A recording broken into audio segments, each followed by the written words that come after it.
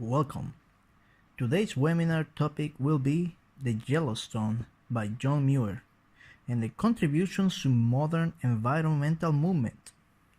The author, John Campos.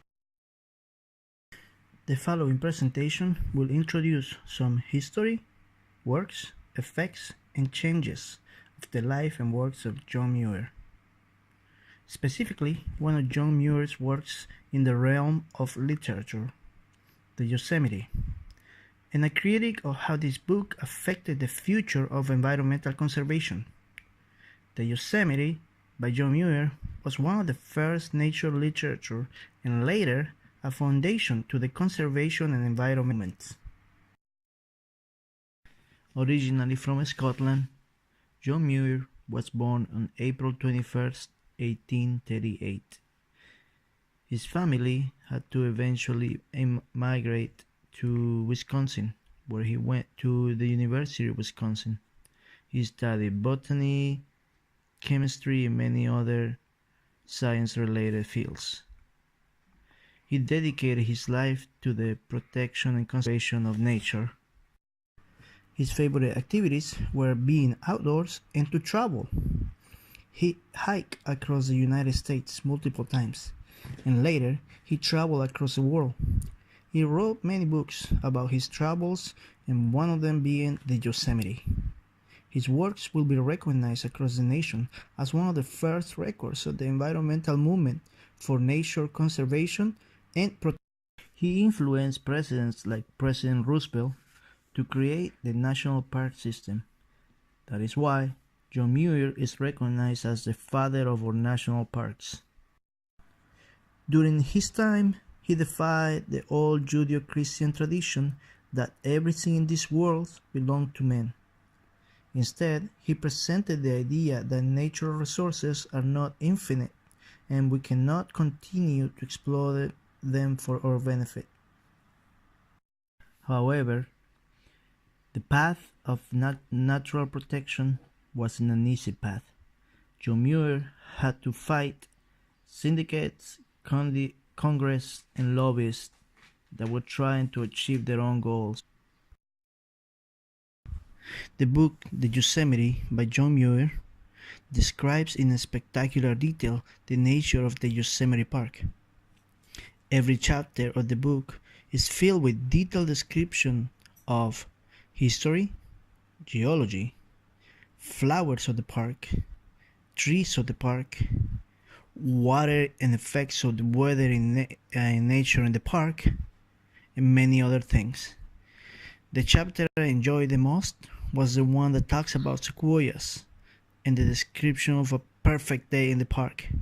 Moreover, John Muir put his life and effort into the study of nature and its beauty.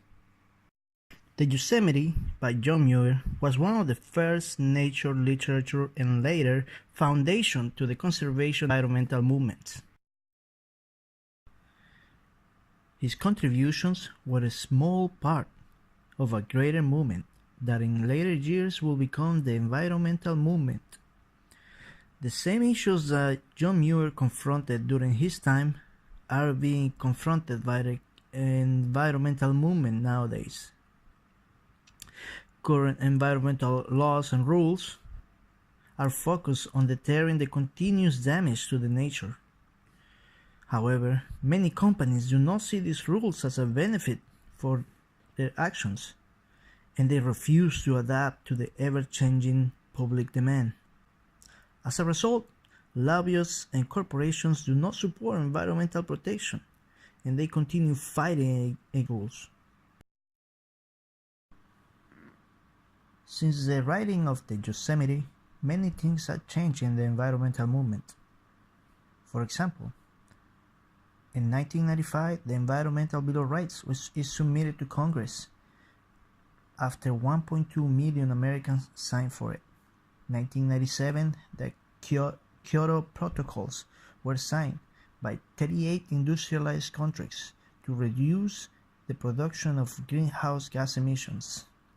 2004, EPA enforces rules about air pollution in 31 states because they do not meet the standards. 2012, Obama administration helped improve fuel economy, which creates new efficient standards. In 1892, John Muir became the president of the Sierra Club. This organization was dedicated to the wilderness preservation.